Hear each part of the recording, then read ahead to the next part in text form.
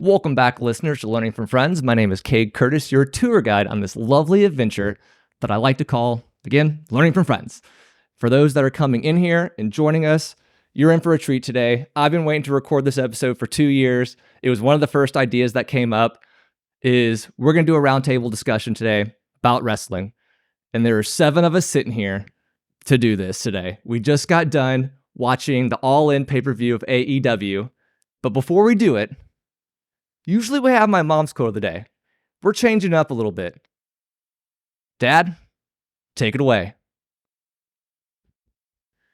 Blood, sweat, and respect. The first 2 you give, the last you earn. Give it, earn it. The Rock. Dwayne "The Rock" Johnson, great wrestling quote to get us kind of started into it. Thank you, Dad. So, there are 7 of us here. We're going to go around the table. Everybody's going to get a chance to say hey before we get rolling into this. My name is Cade Curtis, obviously. Hello, everyone. I am Chris Byess. Longtime Learning from Friends listeners might recall I was on the first episode, and I also interviewed Cade during his 1-year anniversary episode. I've known Cade since kindergarten, and we've been wrestling fans for just as long. And he's wanted to do this one for a long time, so it's good to be here for it. I'm Joe Mize. As Chris, I was episode number 2 for Cade, and longtime friend since 6th grade, wrestling buddy since 6th grade, and we're ready to go hard at it today. I'm Daniel Murphy. I've also been on an episode with Cade. I'm not sure what number, but yeah, I've known Cade since college. Probably shorter. Well, not the shortest of anybody here. There's one more person, but I watch wrestling, and we've all talked about wrestling, and ready to go. Hey, I'm Corey Curtis. I'm a first-time listener, first-time caller. But no, in all seriousness, I'm Kate's brother. Fully support him on this project. He's refused to come on until now, so I give a shout out there. My name is Ryan Wright. I'm the youngest of the group here. I've known Kate for about 8 years now. Sounds about right. Actually, it's been a decade. Been a decade? Well, time flies because I'm better than you. I'm Donald Curtis. I'm Cade's dad. I'm a long-time listener, long-time wrestler, watcher. And that's about it. And I'm going to make the comment here. That's the reason why Corey and I watch is right there. So we're going to go up. Go ahead, Corey. It's all his fault. Straight up. It is all his fault. Now we're going to dive into our episode here after everyone's got to kind of talk for introducing themselves. I love it. We should have some theme music or something going into this. I feel like I need to talk to my buddy Ryan, not this Ryan, but a different Ryan, to get like some special like entrance music for this episode. We're going to have to make that work. We're going to go ahead. Don't sue us, Tony Khan. Okay, so the first thing going out of the gate here, we run into this constantly as wrestling fans. What are some of the biggest misconceptions that we run into as wrestling fans? Okay, so Chris here. And I've probably been waiting to say this forever, so this is perfect. I'm going to take over for a little bit because I know some of you fair listeners that have listened to Cade are thinking, a wrestling episode? Wrestling podcast? Some of you are curious. Some of you probably like wrestling. And some of you think wrestling is the dumbest thing on the planet. And you have no idea why we're here to talk about it. And to be clear, it is okay if you think wrestling's the dumbest thing on the planet. Like internally, if you just feel that way, you think it's dumb, that's okay. However, if you are someone that wants to walk up to a wrestling fan and say, well, hey, why do you watch it? It's fake. Wait. It's fake? You're full of shit. You are full of shit. Shut up, Chris. We did not. Chris, shut up. We kept Corey in kayfabe, which is our first term of the day, kayfabe. To everyone listening, kayfabe is the storyline universe. When you say keep something kayfabe, you mean keep it in character, keep it in story. What you see on TV is usually in kayfabe, and then when you see a wrestler outside and they're just living their normal lives, they're out of kayfabe. And so now we've smartened Corey up after almost 40 years of being a wrestling fan. I've shattered his hopes and dreams, so that's unfortunate. But on a serious note, to continue on what he said, the most annoying thing as a wrestling fan is when someone walks up and says, you know it's fake, right? No shit. No shit. It hasn't been 30 years and we all know it's fake. And you know why this annoys me? If you go and watch Romeo and Juliet, if you go and see a play, at the very end, when the lovers die in each other's arms, do you stand up and say, oh, no, hold on. One of them, in fact, did not stab themselves, and the other did not drink the poison. They are, in fact, not dead. No, you don't, because you're not a moron. Wait. Romeo and Juliet didn't die? We're going to have to take that mic from Corey. We're going to have to take it. Someone take it. You mean that wasn't poison we saw? Anything for us to get involved here. When they get up on the stage after dying and they bow to the crowd, you don't shout, fake! You don't go find Mercutio after the show and say, aha, you did not in fact get stabbed with a sword, you just had it under your arm the whole time. No, you don't do that because you're not an idiot. You're there for the performance. You're there to get caught up, to enjoy it. You know those high school actors on the stage that can barely act are not in fact stabbing one another to death, but you like it because it's a play, it's an act, and wrestling is an act. So just do us all a favor. Even if you think wrestling is dumb, don't come up to us and say it's fake, because you're the dumb one if you do that. What's the famous rock quote?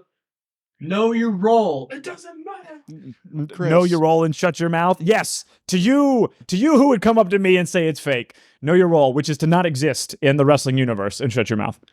Chris, so who was the person that came up with all that? How long did that take you? That was me. It doesn't matter what it... You got me. Oh, a rock classic. The best way I can describe wrestling is a sports opera, athletic opera per se.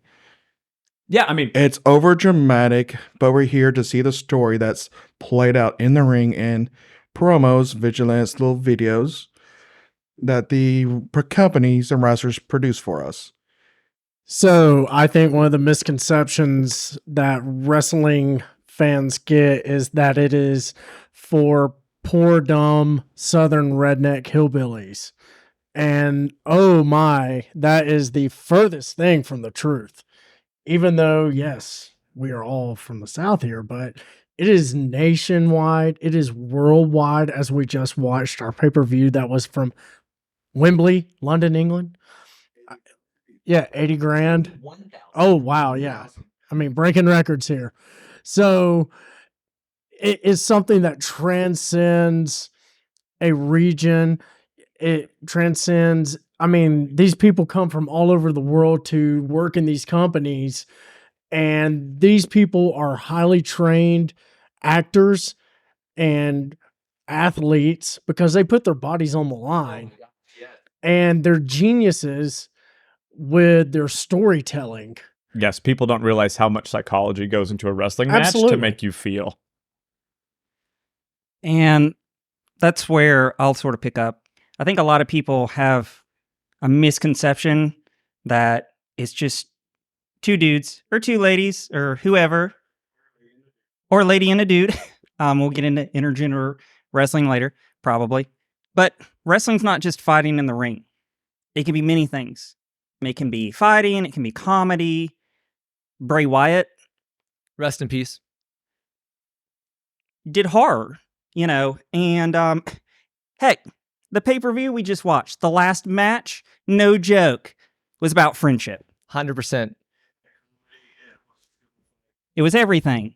So for everybody's interesting reading, they want to check out, there's legitimately an article in the New York Times Magazine that was written basically questioning, is everything wrestling? True, there you go. Or is go. it by Jeremy Gordon? Great article. You know, it brings in everything from social media to politics to pop culture. It's something to think about. What do you got, Dan? I've never really paid attention to the stereotypes or misconceptions. I mean, yeah, I hear the wrestling's fake thing, but I mean, my personal opinion is it's everybody's own personal opinion. I mean, it's just if you want to watch it, you watch it. If you don't, then stay out of my way because I'm going to watch it. So There you go. I love it. That's a true statement. I mean, it's basically it's lowbrow art. That's you what go. it is. It's art. And here's my big one is they're not really getting hurt. Holy moly. When these people go through these injuries that are sometimes out for 6 months, a year, some careers are ended over these moves. Yes, it may be predetermined on it, but the stuff that they put their bodies through is insane. If you go through and look at the independent circuits and you look at some of these hardcore matches, stuff that goes on here, when they're bleeding, about 80% of the time, they're actually really bleeding. And when they're going to the back, they're getting chiropractic work on them. They're getting an ice baths. They are just as much as a pro athlete. They are pro athletes going through this. And they put their body through hell and back. There's a movie out there, a documentary called Beyond the Mat. Yes. Highly recommend at least watching that to get a better understanding of professional wrestling. And there's a great movie by Mickey Rourke years ago called The Wrestler. Yes. One of my favorite movies It of all is time. such a good movie to teach, not really teach, but to show you kind of what the wrestlers go on their back end. And like I said, the wrestlers, they get hurt. There's wrestlers with broken freaking necks.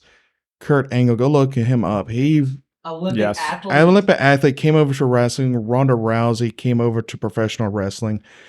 The matches are predetermined, and generally 95% of the time, we know the matches. There are freak accidents that happen, like any professional athlete. Triple H, oh my word. Tore his quad one match, and Owen Hart died in the ring. Owen Hart fell from the rafters. And that's what I wanted to piggyback on.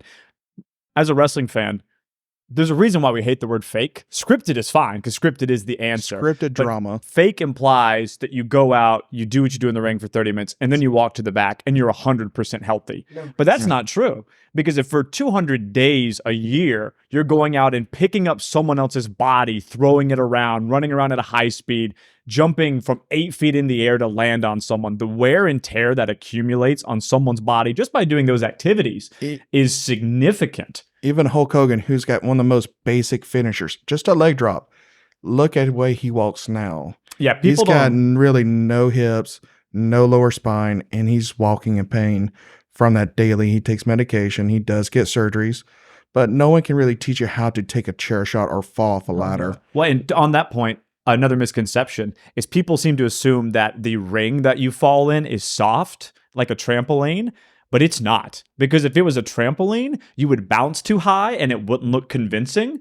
There's plywood under that.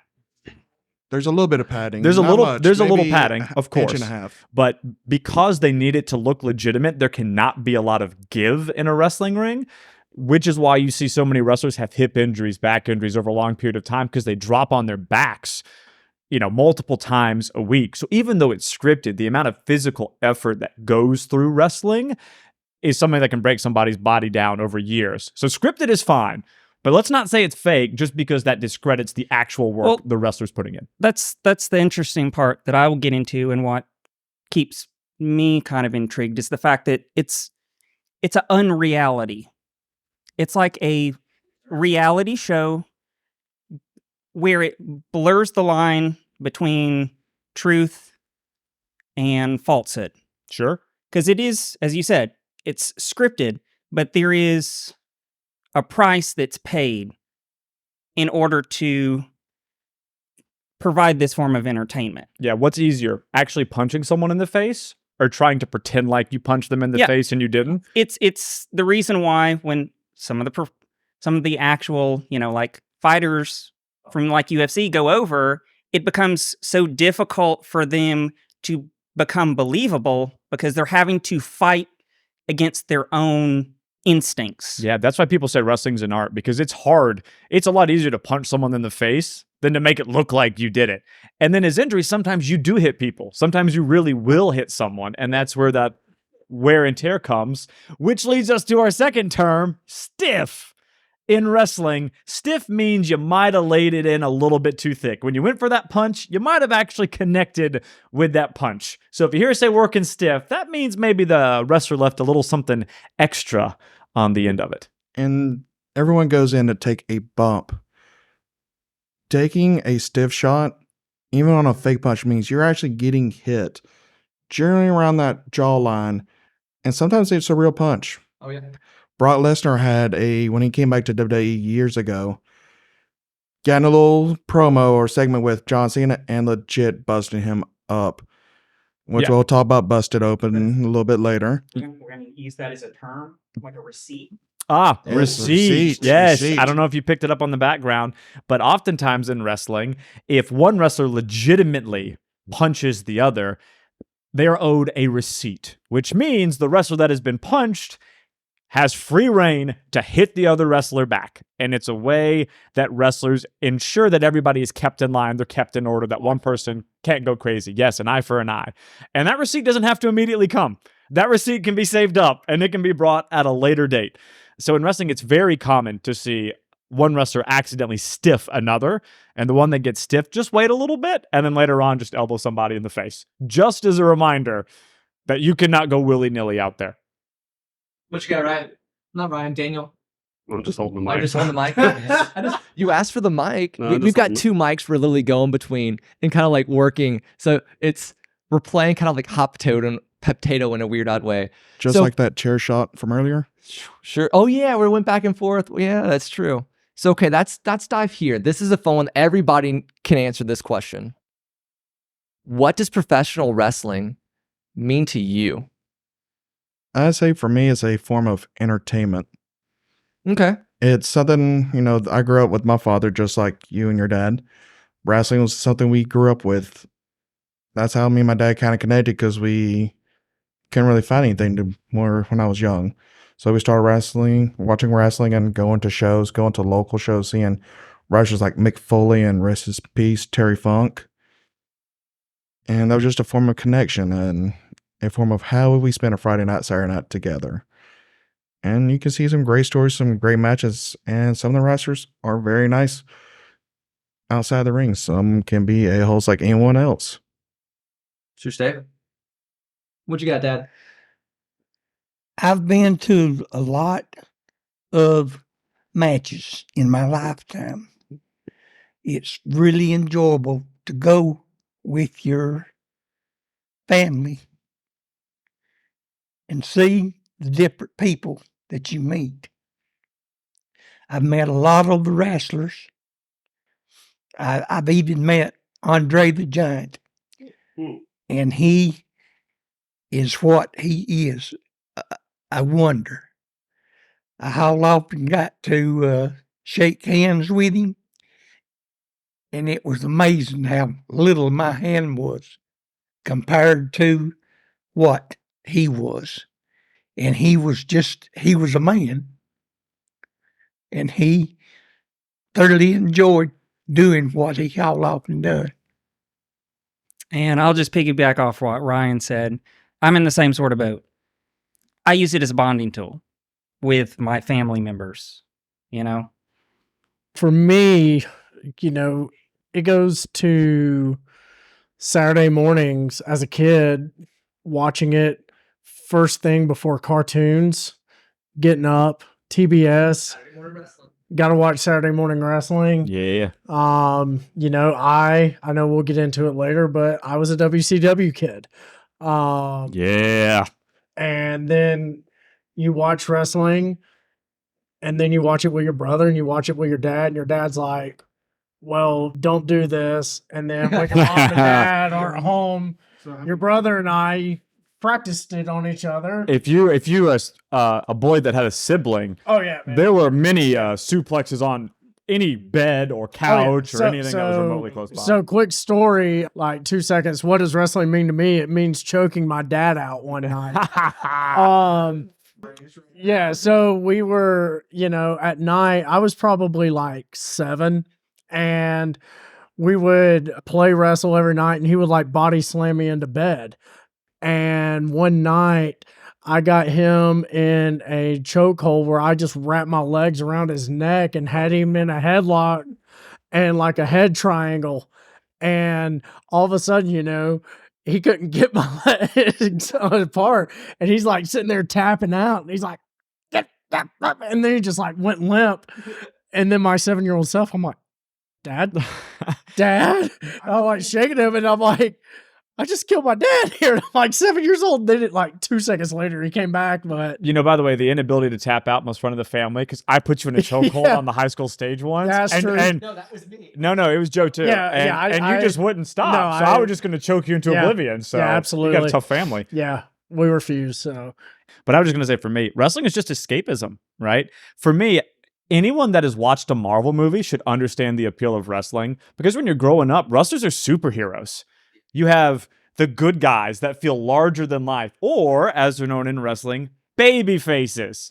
Babyface is a term meaning the good guy, the hero, the one that does the right thing and typically doesn't cheat. And you have those sort of characters. And as a kid, they feel larger than life and you look up to them almost like a superhero. So to someone's earlier point about wrestling appearing in other forms and other mediums, absolutely. Wrestling has channeled the superhero aspect for years. Boxing has taken the wrestling swagger. And so for me, it's just another form, just like people like to watch movies to escape somewhere. Some like to read books. Wrestling provides the same thing. What does professional wrestling mean to me? Honestly, I didn't actually watch it as a kid. Unlike most of y'all, I was not allowed to watch it. Mainly because my dad hogged the TV, but also because my mom just honestly thought it was too violent. I used to sneak watch it when they weren't home on the channels that I could find it. Rite of passage as a young boy.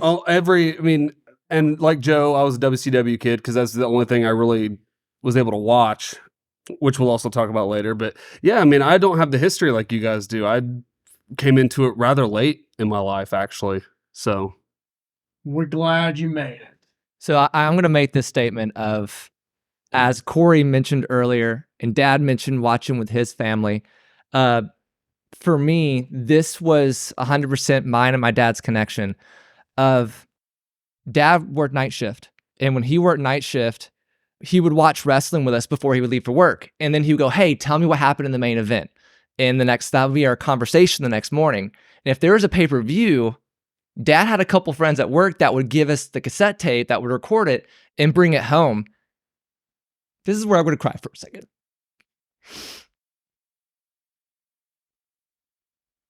Dad and I got to go on a cruise this year, the Jericho cruise, and we got to talk wrestling.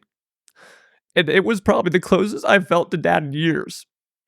I'm getting to share that time with him. And that's what wrestling is to me. I'm getting to talk to Dad about wrestling, keep that kind of bond in place. And we got to see there was a whole bunch of belts laid out on the table. There was it a belt from Georgia Championship Wrestling? Dad goes, I saw that belt defended in Gainesville, Georgia. And he touched the belt. And for a second, seeing Dad's eyes light up there, looking at that belt, reminded me why I like wrestling so much. Somebody take the mic. I'm so glad you went on the cruise with them because you talked about it so much leading up to it. And I was like partly jealous, but also so glad I didn't go so you get to experience that. Agreed. Where your dad, and to go back on Joe's part about choking his dad out, winning that family championship title apparently. Still defending? Yes. Still defending. When I was young, like Joe, me and my dad were wrestling. He picked me up, body slammed, and broke my arm. Oh! When we went to the hospital to get the x-ray, get the cast on, the hospital staff immediately red flag, child with a broken arm. He's abused. And well, technically, they're not actually wrong in this scenario. So the doctor sweetly asked me, Ryan, how did you break your arm? I just blurted out, my daddy broke my arm. And he just disappeared for like months on end, and I still haven't seen him. No, he immediately went to the car and just my mom told me he was nervous the entire time when the police showed up. And my family has a deputy chief for the county. It took calling him to, no, he will never hurt me. He will kill anyone who tried to hurt me. Just everyone knows, Ryan's dad did not, in fact, abandon him. That part of the story was a joke, but Until he went to work, he did abandon me for that night. well, a night is acceptable. I just thought you were going to get a lot of sympathy, undeserved sympathy points. That is unfortunate. That is unfortunate.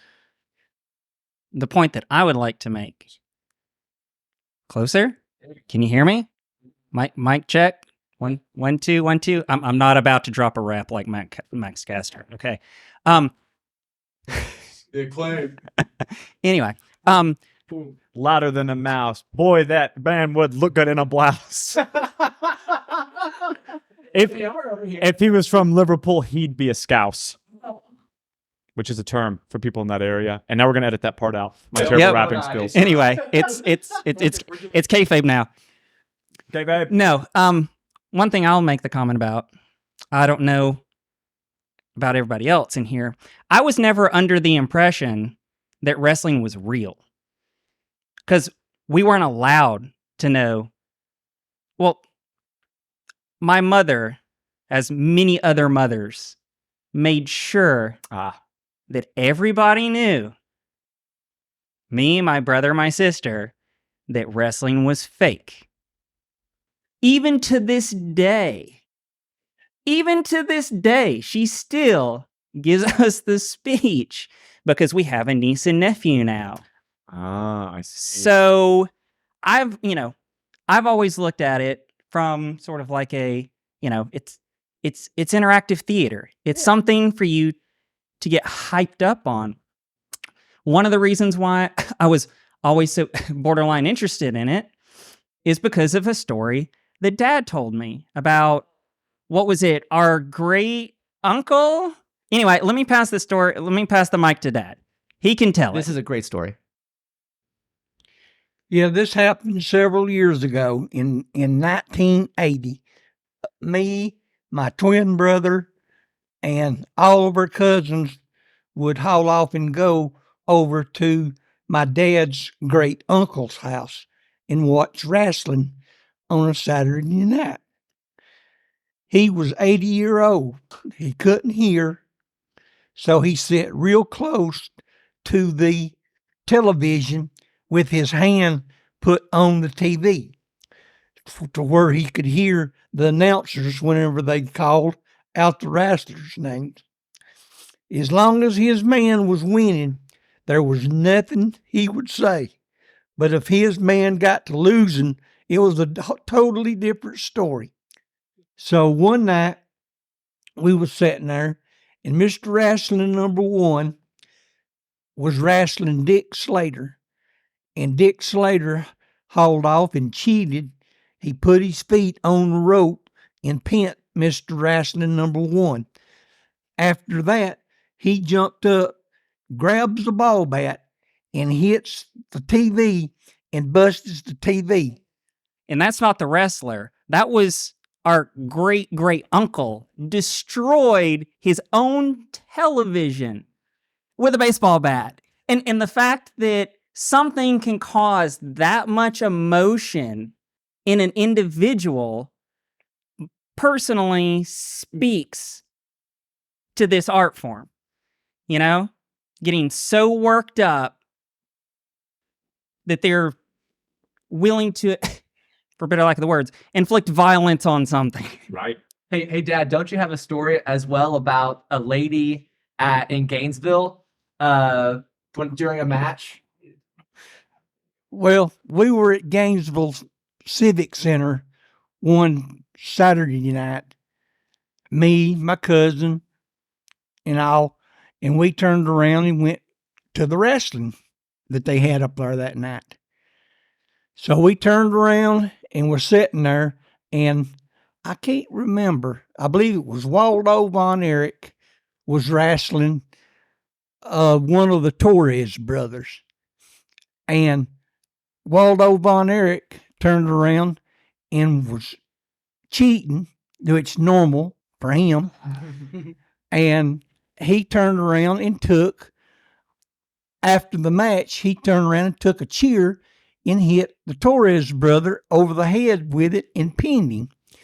There was a 75, 80-year-old lady jumps in the ring, grabs a chair, throws it in the ring, and turns around and goes and turns around and hits Waldo Von Erich in the head with the chair. The chair just doubled up. She hit him so hard. And so the policeman hauled off and arrested her, took her out into the parking lot. And after Waldo Von Erich hauled off and left the ring, they turned around and let the lady come back into the match. And that wasn't a work. New term, work. In the universe of wrestling, work means it's part of the storyline. Two guys are making those delightful Twitter comments towards one another, telling them how much they're shit. The reality is they might be working everyone. They're really friends. They have no problem, but they want to make you as fans believe that it is real. On the opposite side of that, a shoot means it's real.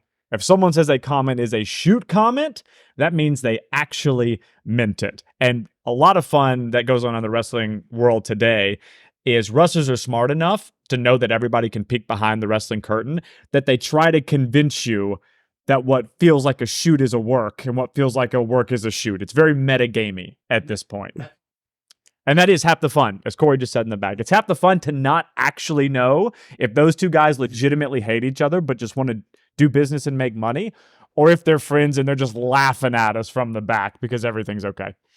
Yeah, so I think this kind of going to move to our next question, or one of the next questions is like, what was the first wrestling event you ever went to? I know it's jumping down a little bit. Dude, there's no order here. But Donald had this awesome story, and so I think it was probably one of the first ones I went to was actually when I was in college, and Chris's brother Robbie and I, we went up to see TNA wrestling up in Rome, up at the Coliseum. Robbie still tells the story. Rome, Georgia, not in the big Italy.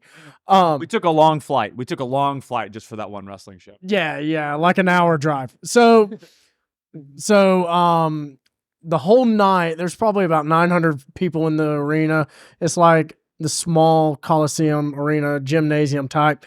And I am the guy who's the instigator. And I like to instigate the crowd with no regard to my personal safety. And, you know, people believe that it is, yes, a pot stirrer. That is, well, yes. And so with that being said, it got to the end of the match, and this lady in front of me who had her husband and her small children with her and several Budweisers in her. That's awesome. That's normal. Yeah, you know, it's Rome. So we were we all have stories. And so we were watching the match, and it was Mr. Anderson versus Mr. Yes. Anderson. Yes, versus Jeff Jarrett. And Anderson was the good guy or the face, and Jarrett was the heel. Have we discussed heel? Okay. Heel is the term for the bad guy. Face good guy, heel bad guy. But with this being said, I have been working on this lady all night long as far as just poking the bear. And then Anderson was the good guy, as I said. So she's cheering, Anderson. And I'm like, Anderson sucks. And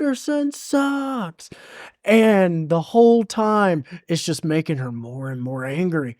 And all of a sudden, she doesn't even look behind me. She just sticks her right arm out, gives me the bird, and the fulfillment and the satisfaction that came over me and everybody around me, it was just absolutely hilarious because this woman was in her chair and I was the only guy in the entire arena cheering for the bad guy, and I won her over just like that. That's why you never went with Joe to a wrestling match. He was always aggravating the people next door. Which is common in wrestling, by the way. You Which could go is- to a 10,000 seat arena, and there's one guy in there that thinks, I'm going to piss off everybody else. Corey's over here jumping. Hey, Well, I mean, me. that's the argument that I want to make. It is interactive theater. If there is no half the fun of going to a show, it doesn't matter who is on the card. It comes down to the fact that you pick sides and you interact. There is no wrestling without a crowd. Yes. There We is saw that no- during the pandemic and it was hard. There's no wrestling without the crowd. And heck, I'll be completely honest. We went to a show on Wednesday night. I can't tell you who actually won, but I had a great time. One of my favorite events. Talk about Macon. No, I'm not going to talk about Macon. I'm going to talk about Buffington. Oh, yes. We went, it was me, Joe, Dad, Cade, Katie wins. Garrison, and Katie. Who is Cade? Katie's first time going to a wrestling Yeah. event. She was traumatized. And so we're in a gym at Buffington School. There was how many people there? 50? No, there was No, 200. there was they more. sold out the show because it was AJ Styles' last Yep. indie show AJ for going to WWE. Yes. And it's the first time that it's Buffington Gym sold out. And we didn't know half the people on the actual card. All we knew we were at the was the crowd. AJ Styles. Yep. Um, No, Gunner was there too from well, TNA. and Gunner. Well, as I said, that's not the point. No, it's not. The point is that me and Cade and Joe and Garrison was there. Garrison was there too. Probably. Yeah. Yeah. At the end of the night, Cade could not speak. He was so hoarse because I would pick a side, Cade would pick a side, and we would just scream at the top of our lungs. Joe's sitting over there and Garrison's sitting over there just laughing. And Katie is Absolutely Katie laughing. scooted away from us. Katie's face was red the majority of the night. Garrison's face was red because he was laughing so hard that he was about rolling in the floor. And those memories They're there with you forever. are there with you forever. And that's the point. It's interactive theater. Corey is absolutely correct on that. It is interactive. And especially when you're a kid, right? It's larger than life, which leads me to my first wrestling show, since that was the question. So, young Chris got lucky because one of my best friends, his cousin, worked backstage at WCW. Now, there are a few questions later on that I'm probably answering right now. Like Kate, I was a WCW kid, for sure. All right. And my favorite wrestler is Sting. Favorite wrestler of all time, Sting. Woo! Back then, Surfer Sting. Yep. I'll say that goes to both Steve Not and Ric Ric Flair. Flair. It goes to both. We get to go backstage, and I'm like 7 years old. So she works there, and we get to meet some of the wrestlers. So I don't know who we're meeting. So I walk to the back. There's a back curtain, and out strides motherfucking Sting. And he comes out, he woos, and child Chris, I think I fell over. Like, I think 7-year-old me, like, fell into my dad's arms or something. And we mentioned kayfabe. They kept kayfabe the whole time. They were in character. Sting shook my hand. I got photos. One of the coolest wrestling memories of my life. Ric Flair walks out. I get to meet Nature Boy. But the part of the story I really wanted to tell was, if anybody watched wrestling back in WCW, you'll remember a wrestler named Lex Luger. The The total package. And that man, when we talk about being buff, I don't know how many steroids he had to consume in his life back then, all of them. but he is ripped to the gills. And so he walks out, and my mom is there, and my friend's mom is there. And Lex, as soon as he walks out, he's 2 feet away. He looks at them, says, "Ladies," turns his body so you can see his pec, and flexes, and that pec probably popped out like 4 freaking inches. And my mom and my friend's mom had to like keep decorum. Like there was almost a, oh my, right? So he booby bounced them. He did. Yeah. He mentally booby bounced them with his pec, right? And we actually got led to the front row that had an area roped off for us. And as we're standing there, a woman taps my mom on the shoulder and says, "Who are you people?" And in reality, we were absolutely no one. We just got backstage tickets. But to go and get to experience that, meet the wrestlers, and feel the roar of the crowd, like Corey said, right? When you get that energy, I mean, you get addicted to it. Yeah, if you go to a show for wrestling and you're not cheering, being interactive, What are you with doing it, there? Why? Yeah. Why are you buying a ticket? Go sit at home. Be a bump on the log. Oh, well, wait a second. Katie would love to sit and just watch people at the show. So technically, if you're But going to that's people Katie, watch, though. no, some people go to people watch. That's okay too. Did she go to the Fight That Have Fallen to the show? I know she went with us. No, but I she can't went remember. to 2 episodes with me during the pandemic at AEW. Oh down yeah, I in forgot you did but that. she didn't. She went to the Fuck you. beach whenever we went. Hey man, So- you got to go to the pay-per-view first one afterwards. They did the Yes, me and Chris so- went to Double or Nothing. yeah, exactly. And had the time of our lives. I got to do the very first house show ever. Yeah, you did. Hey, real quick, pause for a second on Dad met Luger once. We was coming home from work about 4:30 one afternoon, and we hauled off and needed to get some gas, so we stopped at the filling station to get some gas. Guy in a big Harley motorcycle pulls up beside us, turns around and takes his helmet off, and he hauled off and had on diamond studded Earrings or jacket? jackets, pants. His seat was, they were diamonds. He turns around and takes his helmet off, and his neck and arms were, like I say, all run together. You couldn't, I guarantee you couldn't reach around his neck as big as his neck was, let alone his arms. We turned around and said, we're not being nosy or nothing, but are you Lex Luger? He said, I'm what they're left of him. This was before he hauled off and got sick, the stroke and all. But he was an amazing guy to talk to. That's what, going back to my little quick story about interaction. Me and Dan go to Drying Con every year, and they have a wrestling show with a lot of just local people called DCW.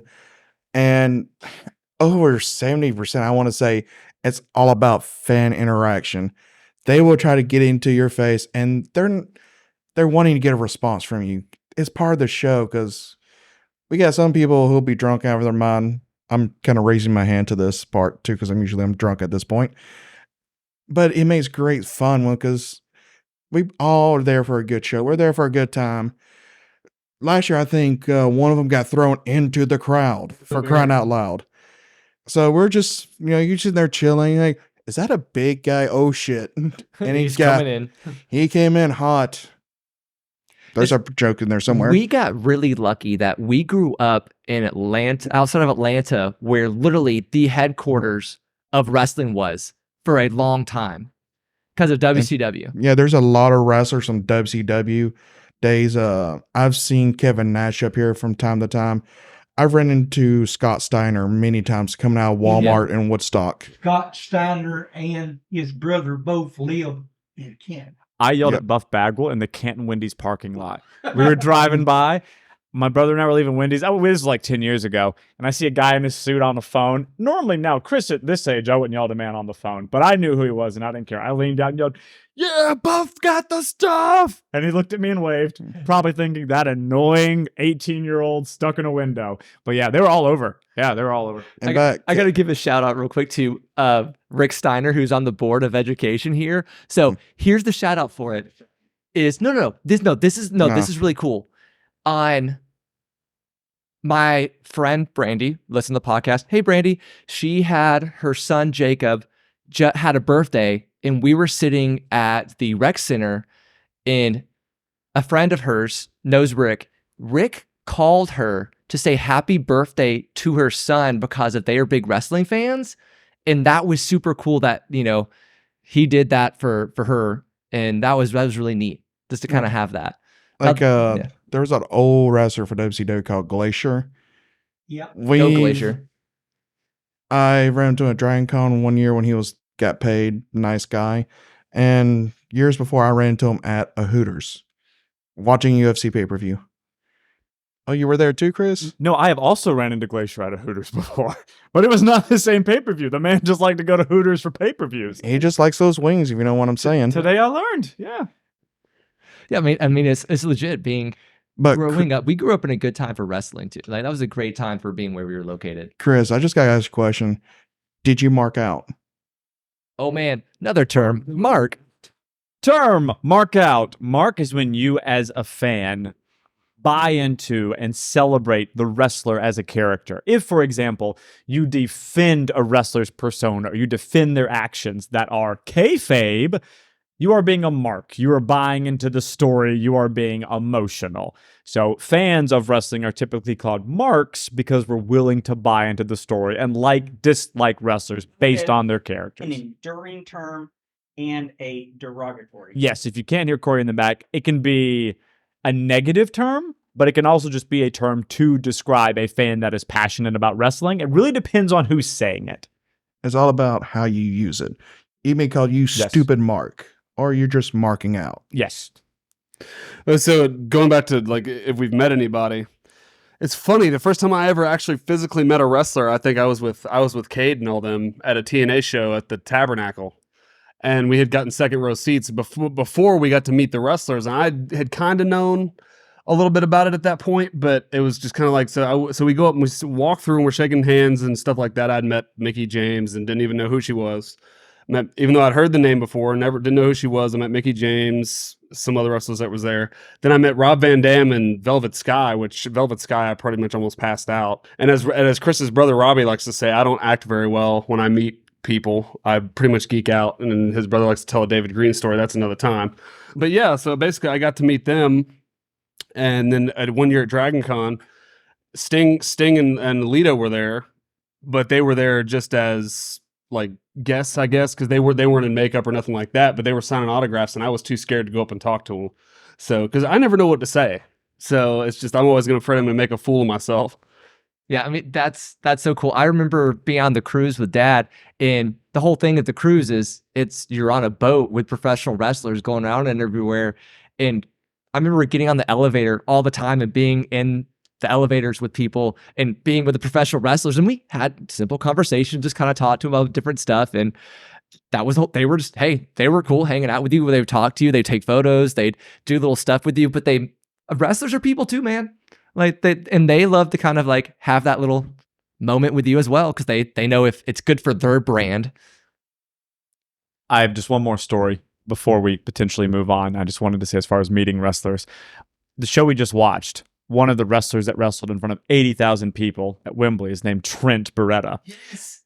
And I met Trent Beretta about a year ago. And I'm not one to normally get overly emotional or mark out when I meet people. 7-year-old Chris did for Sting, right? But it was after a pay-per-view, and I'm in line to get on my plane, and I see Trent, who wrestled on the card, another wrestling term, which essentially is just the order of matches. The card are all the matches that you are going to see that night. The card is always subject to change. Yes, card is always subject to change. And Trent is standing about 20 feet away waiting for a different plane. And I see him, and he's on his phone. So I think, I am not going to say anything to this man because he's on his phone. He has his headset in. Well, at that moment, he looks up, and we make eye contact. And so now I'm thinking, well, It was love at first sight. love at first sight. We're married now was the ending of that story. Trent doesn't know it yet. Yeah, his mom, Sue, who drove in on a van today in one of the big matches, she married us. But no, in serious, out of kayfabe, I make eye contact with this man, and I think, oh, well, what do I do? So he looks at me, nods, and he takes out one of his headphones. So I think, shit, he thinks I want to come over and talk to him. And I did, but I don't want to disturb him, but now I have to do it. So I walk over to Trent, and Trent, when you meet him in person, he's a very chill guy of few words. And I didn't want to be too overeager, so I walk up and I say, hey, man. He replies, hey, bro. I say, great show last night. He says, yeah? I said, yeah, awesome. He said, how was the main event? I said, good, watch it back. He said, cool. I then slapped him on the back, and I got a photo and walked away. And I remember I slapped him on the back, and I'm 3 steps away, and I'm thinking, that man doesn't know me. He did not want me to slap him on the back like that. But normally I would have said, hey, man, I watched you wrestle in the Tokyo Dome 8 years ago. I've seen your career. Great job. But I tried to match his energy. So I had about a 12-word conversation with Trent Beretta in the Chicago airport about a year past. And then I get a picture as I'm waiting for my plane, and We- I'm like, we all- son of a bitch. We all got pictured. Well, I forgot. You were actually there. Yeah. And I was at the other airport. I know, but you had actually went to the show. But no, the one weird interaction that I remember whenever we met, me and Dad and Cade met some wrestlers, was we went to see a taping of NWA at Oh yeah. taping at, what was it, Georgia? The Georgia GPTV Yeah, Studios. Yeah, exactly. And so we get in the elevator and the Dawsons were in there. Oh yeah. And it was so funny because they had just had a match fighting each other. They were in like this brother little feud. rival, like a brother rival. They're a tag team, local guys, I think. Yep. And they had a rivalry going on, and they just beat that shit out of each other in the ring. And it was so funny because I think we looked over and like one of the guys' hands was bleeding, and we said something like, "Yeah, tough night," and he was like, "Yeah, it was a pretty tough night." And we're like, "Well, have a safe drive home." And they're like, "Have a safe drive home." Just while we're Yeah, while just we're in the waiting. elevator, Just wait. riding the elevator, and it just just funny little interactions like that. I mean, they're That's people part too. of it. That's the you cool know? thing. That's the part of it. They play these huge, over the top characters, but they're just people too. Exactly.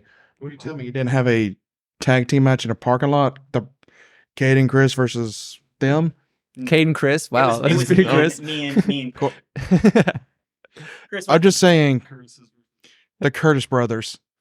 There you go. The Curtis bros. Man, we would have had it. There's no luck. probably between me and Cade and between them, I don't remember their names. It was probably like what, 200, 300 pound Probably a 300 weight pound difference easily, if not 4. combined weight. Okay, If you not watch a Rey Mysterio match against Big Show, he always loses. The Big Show always so loses to the small I'm guy. gonna make this transition over from, we're talking about all these different like wrestling things and all this different stuff from our stories here. We had a little bit of mention here of some of your first events, which was really cool to see coming through Atlanta, having all these different wrestling promotions. What is your favorite wrestling era? Because there's so many eras that we've got to live through. I will say for me, personally, right now is my favorite era to live through because you have so many opportunities besides a WWE, besides being able to go just there. Japan is on, you can watch on streaming there. TNA is having a really, or are they still Impact or are they TNA? They are right now? Impact right They're now. Impact, you have an option to go there. You have AEW going on. You have independents that are getting people. Ring of Honor that's back now. You have AEW. WWE still has its stuff. If you are looking for a AAA down in Mexico, you literally have so many promotions now that people can go and perform at. You don't have to just turn to WWE right now to be able to watch. You can look and have access to a smorgasbord of all sorts of wrestling right now. And for that means, for me, the world of getting to have access to that. So I was going to say, right now, what we're living in, to my opinion, is the greatest era of wrestling. We'll call it And that's- COVID era. The 80s is considered like the golden, era of wrestling. But like, go on, Case, what he's saying, this is probably one of the best time, if not the best time of professional wrestling because there's so much out there. Agreed. And with the technology now, there's so much streaming. You can go pay New Japan Wrestling $9 a month and Absolutely. get their entire collection. And there's so much good wrestling over there. Honor as well. And Yes. with us likely being in Georgia, there's a lot of good indie shows that happen. And Ken, Southern Honor Wrestling, giving them a shout out. Right before one of AEW's big TV shows, I think was it All In? Right before Chris Jericho, Kenny Omega showed up at a Yes. Ken show, for crying out loud. Even AJ Styles, this last match before he went to WWE. There's so much happening here in Georgia and the world for professional wrestling. But to go back on my favorite era of wrestling, it has to be the Attitude Era for me because that's when I really put my hand into it. Seeing DX going, suck it, Sure. suck it, suck it. And WCW had a great time, but I was a WWE kid growing up, or WWF now, until they lost. Yeah. WWE forever. then, now, forever. Yeah, Never, I want to see a panda with a chair shot against you one day. to piggyback off that, so we have our first WWE kid, WWF kid, right? Because you make the rules and I'll break them. So I will say just quickly, I actually think I agree with Kate on this one. I feel like for most people that listen that are around our age, the best memories are going to be from the 90s, Oh, yeah, which is the WCW when the NWO showed up and the Attitude Era. So I agree. Those are probably my best memories were from those. We need to go around the table and say WCW, WWE, like who we are. So for me, I'm WCW kid. I started watching WWE after WCW went out of business. I was forced. So I think those are my best memories. But honestly, I feel like current day with the amount of options, there is more wrestling than ever before. Honestly, a wrestling show I really enjoy is called Choco Pro, which only has a few hundred people on YouTube. They wrestle on a flat brown mat with no ropes in a small square in Japan. But the fact is that that is accessible. And it's people that just care and love it. They're not making more money than I am in life. And yet they're developing stars of the future. You can find that in the 90s. No chance you could have found that. So 90s best memories, but I think wrestling's at an all-time high right now. So for me, like I already said, yeah, I in it from childhood, WCW, went through all that, we're all around the same age. But I think for me, it was early 2000s. Okay. Interesting. Here's why. Because that was our time to bond. Because how many WrestleManias at Chris's house? It was pay-per-views. We were at Hooters. We went and watched pay-per-views. And then even in college, we would go over to Garrison's house on Monday Night Raw, watch that. And so it was great to have that time of wrestling and enjoying the storylines and stuff, even though it was predominantly WWE. But WWE back then, they were coming off the Attitude Era, so they were still edgier than they are today. And the storylines weren't as rerun as they are in the characters minus John Cena. And that goes to the chants, new word, of the fans. What they were saying, fan chants, Cena sucks, let's go Cena. The crowd working back and forth with each other. That was our time as friendship to really bond. Yeah, we had our school time and stuff like that, but that was our time to be guys. And it's really no different than we are right here around the table. We were just sitting here watching wrestling together a few hours ago. So My time was, I'm a little older than these guys are. So I turned around, like I say, 70s, 80s, 90s, 2000, and the present. A lot of the older wrestlers I thoroughly enjoyed because, like you say, I grew up in the 70s and the 80s. It's amazing how many different types of wrestlers are in each of these companies. All right, I was a WCW guy. Just from what I saw when I was sneaking behind the scenes. But no, most of them, I would have to say for me it was probably the Attitude Era, only because you had the Monday Night Wars. Oh, dude, the Monday Night Wars were amazing. And WCW and against WWE. NWO was my faction, Hollywood Hogan, all them, and of course Sting fighting against them and everything else. And WCW to me, and the reason I liked it was because it was more of the aggression back then. It was more, they just really wanted to beat up on each other. Was it ruthless aggression? Oh no, forget John Cena. I'm a avid John Cena hater, by the way. But it was just, they wanted to beat up on each other back then, and it was, all the matches were just, you didn't know what was going to happen because it was people were just coming out of nowhere and hitting everybody, and it was great.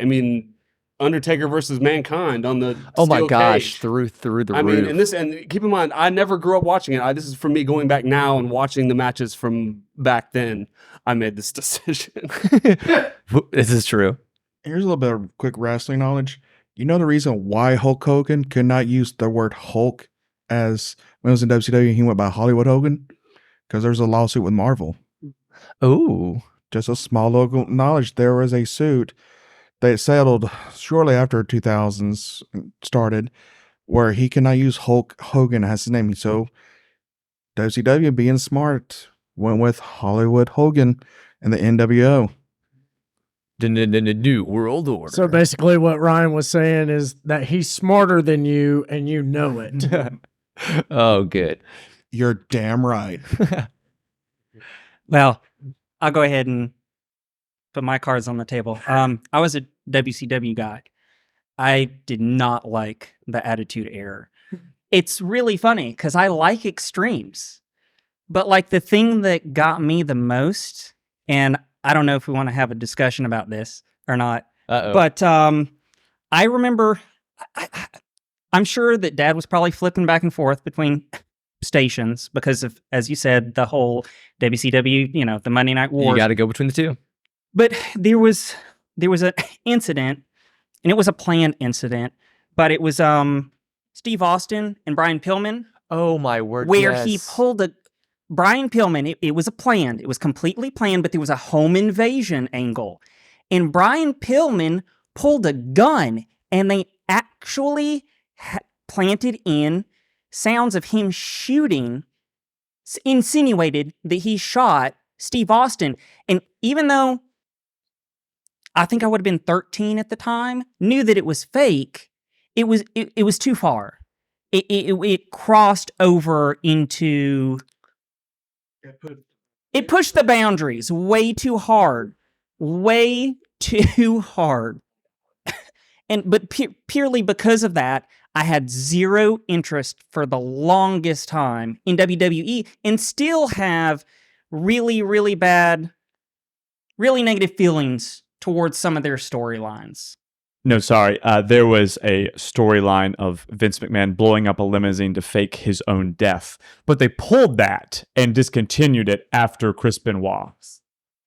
Yeah, it was like the week after. Yes. I wanted to make that clear. If everyone remembers that story. They did that, but they had to stop because of Chris Benoit's death. They did not continue. That's not to say that wrestling isn't shameless, though. There are a plethora of examples. A great example when Matt Hardy and Lita were dating, and Lita legitimately cheated on him with Edge, and Matt Hardy was legitimately fired from the company despite being the one cheated on. And yet wrestlers, you have to have thick skin. And so what they do? They said, hey, let's make a storyline out of this. So they rehired Matt Hardy, and they commenced to beat the shit out of each other despite a real-life affair. When hasn't WWE pushed the boundaries of something at some point? Vince has come up with some crazy, insane storylines, and he's come up with some really crazy, good storylines. And Vince, by the way, is Vince McMahon, for anyone that doesn't know. It's the owner of the WWE. Not anymore. Oh, yeah, they sold. The WWE sold. Yes, they sold. He's the chairman. Yeah. So like kind of pushing that, you see how culture has been influenced by wrestling. And today, right, wrestling is everything, but you look at culture now, especially in, athletics, no matter what sport, they're all coming out to these big entrances. Football players are crossing over, and a lot of the camera angles that you see in the NFL, they were first used in wrestling and different stuff. And so it is crazy how wrestling has influenced culture. I mean, you see all these big fight hypes. Yeah, it's because they were talking promos. We haven't talked promos, Chris. Yes. A promo is a planned speech that is used to get you as a fan hyped up for a match. And you're familiar with this. Earlier when it was said wrestling is everything, if you've ever watched a boxing news conference where two boxers look like they hate each other and they're talking about how the other one grew up poor or their parents didn't love them, that is a promo. And as mentioned, wrestling isn't everything because people like to be entertained. And wrestling, the goal of it is to entertain. So you can find it in all facets. One word, politics. Oh, goodness. Yeah. Absolutely. Politicians clearly studied wrestling. They're cutting promos every time they get up on stage. President Trump. Quick thing, even he was in wrestling at one point with WrestleMania about Yes, a he decade ago, was. about WrestleMania 22, I think, when he was like a hair versus hair match with Vince McMahon. Yes. Yes. Good And God, we missed out on a bald Donald Trump. That would have been amazing. But yes, to the go memes back- that would have been used now in today's time would have But been incredible. To go back how wrestling is everything, when whoever wins the Super Bowl, what do you see 5 minutes after they won the Super Bowl? There's a WWE Championship belt on someone's shoulders. In fact, WWE will send the team a custom title belt for them.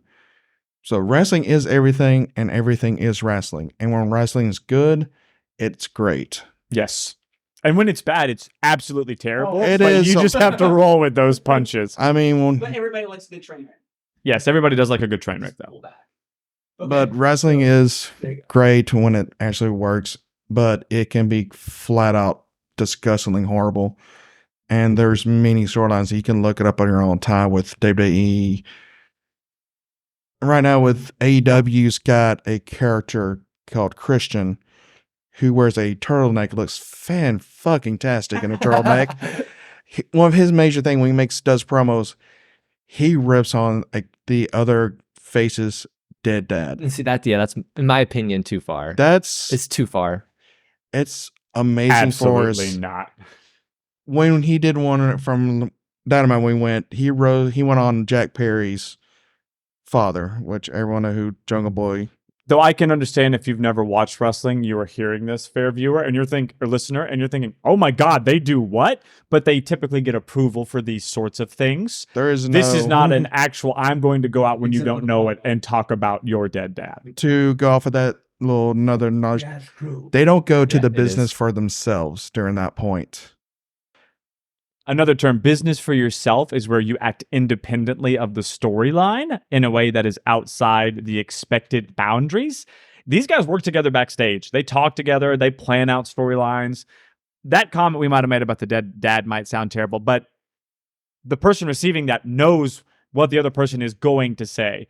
But if you go outside the lines and say something that isn't pre-approved, that is called going into business for yourself. Because wrestling is a tandem business. It is a multiple person business. You are trusting your life with someone else. Your life is in someone else's hands because if they drop you the wrong way, you could break your neck. So it is very much a business that you have to cooperate with others to exist. And during the moment you go for business yourself, you're now shunned upon by most of the community, and you'll find harder ways to get work. You may get by once or twice. You can talk your way out because let's face it, most of the wrestlers are great talkers in some aspects. It's But true. once you start going to business for yourself, you're burning bridges that will never be repaired, never That be is rebuilt. so true. People get blacklisted where they no longer can work anywhere. And at that moment, we're going to take a pause here in the conversation because this is ultimately going to wind up being a 3-part episode just because of how much I love talking to my friends and how much knowledge we have to share, because this is just a passion of ours. When we come back, we're going to pick up with talking about some of our favorites here, going in from all the way down from the psychology all the way to the favorites such as our referees. There's just so much to cover here. My name is Cade Curtis. If you would like to email me, my email is Cade, which is spelled CADE, at learningfromfriends.com. If you want to send me a message over Facebook, I am found on Facebook. If you would like to send me a message over Twitter, I don't get on there much, but it's there. If you would like to be able to donate, I would gladly accept donations on my Patreon page. Every penny counts, especially when you're doing this for free. It's just a fun little hobby, but it always adds up with time and all sorts of stuff. Oh yeah, also, before I forget, thank you, Ryan Cherry, for giving us our intro music for this episode in the next 2, because it's always fun just to have some good intro music for our wrestling event that we've going on here. So before we leave, my name is Cade Curtis, your tour guide on this lovely adventure that I like to call Learning from Friends. And most of all, don't forget to let your curiosity fly high.